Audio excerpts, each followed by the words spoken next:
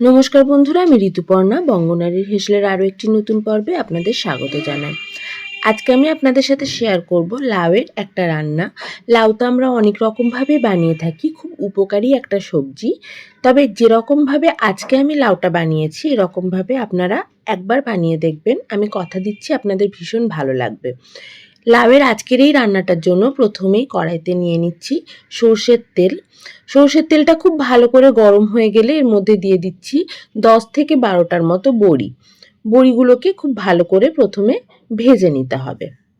আজকের এই রান্নাটা একদম সহজ আর খুব তাড়াতাড়ি হয়েও যায়।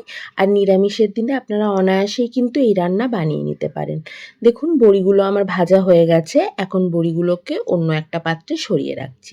কড়াইতে যে তেল আছে সেই তেলের মধ্যেই দিয়ে দিচ্ছি একটা তেজপাতা আর একটা শুকনো লঙ্কা ফোড়নের জন্য। সাথে দিয়ে দেব সামান্য একটু 5 ফোড়ন, অর্ধেক টিস্পুনের মতো। আর দিয়ে দিচ্ছি 1 চিমটের মতো হিং। এরপর কেটে রাখা লাউগুলোকে এর মধ্যে দিয়ে দেব। দিয়ে দিচ্ছি স্বাদ মতো লবণ।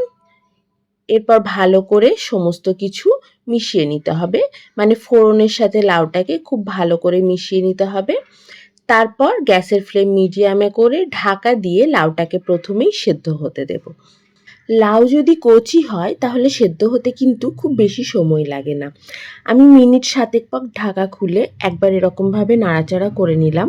ঠিক এরকমভাবে ঢাকা দিয়ে দিয়ে আমি মিনিট 10 সেদ্ধ করে নিয়েছি লাউটা।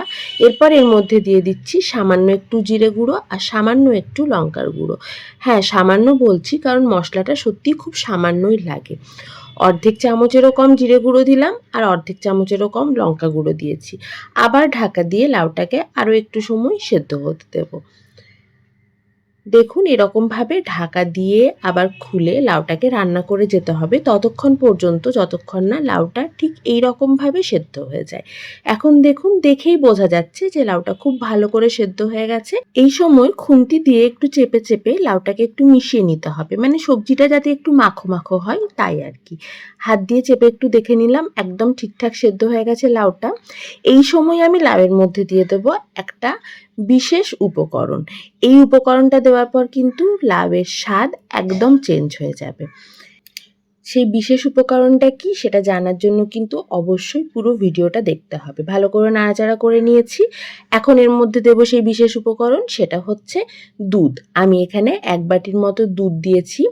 তবে হ্যাঁ, একটা জিনিস যেটা আমি দেখাতে ভুলে গেছি সেটা হচ্ছে যে দুধটা দেওয়ার আগে আমি দুধের মধ্যে কিন্তু একটুখানি ময়দা মিশিয়ে নিয়েছিলাম 1 চামচের মতো। তার কারণ হচ্ছে যে দুধ অনেক সময় তরকারির মধ্যে দেওয়ার সাথে সাথে দুধটা কেটে যাওয়ার সম্ভাবনা থাকে, কিন্তু এরকম একটু ময়দা বা কর্নফ্লাওয়ার মিশিয়ে নিলে সেটা আর হয় না। দুধটা দিয়ে নাড়াচাড়া করে তারপর দিয়ে দিচ্ছি স্বাদ মতো চিনি আর দিয়ে দিচ্ছি 2টো কাঁচা লঙ্কা। যদি আপনাদের চিনিতে আপত্তি থাকে তাহলে চিনিটা না দিলেও অসুবিধা নেই, তবে চিনিটা দিলে কিন্তু স্বাদ অবশ্যই ভালো হয়।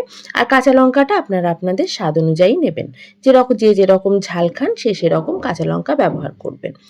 এরপর ভালো করে গ্যাসের ফ্লেম মিডিয়ামে রেখে নাড়াচাড়া করে যেতে হবে যাতে তরকারিটা বেশ মাখো মাখো করে তৈরি হয়ে যায়। তারপর এর মধ্যে মিশিয়ে দেব ভেজে রাখা বড়ি। বড়িগুলো মেশানোর সময় আমি কিছু বড়ি হাত দিয়ে এরকম ভেঙে দেব আর কিছু বড়ি গোটা দেব। আপনারা চাইলে সবগুলোই গোটা দিতে পারেন বা সবগুলোই হাত দিয়ে একটু ভেঙে দিতে পারেন। বড়িগুলো দেওয়া হয়ে গেছে। এরপর ভালো করে একটু নাড়াচাড়া করে নিতে হবে বড়িগুলো দিয়ে। এখনো কিন্তু রান্নাটা শেষ হয়নি। এরপর শেষে আরও একটা বিশেষ উপকরণ যাবে। সেই বিশেষ উপকরণ দেওয়ার আগে বলে রাখি যে আজকের রেসিপিটা কেমন লাগলো সেটা কিন্তু অবশ্যই কমেন্ট বক্সে কমেন্ট করে জানাবেন। একদম শেষ উপকরণ দিয়ে দিলাম, সেটা হলো 1/2 চামচের মতো ঘি। ঘিটা দেওয়ার পর খুব বেশিক্ষণ কিন্তু আর তরকারিটা নাড়াচাড়া করব না।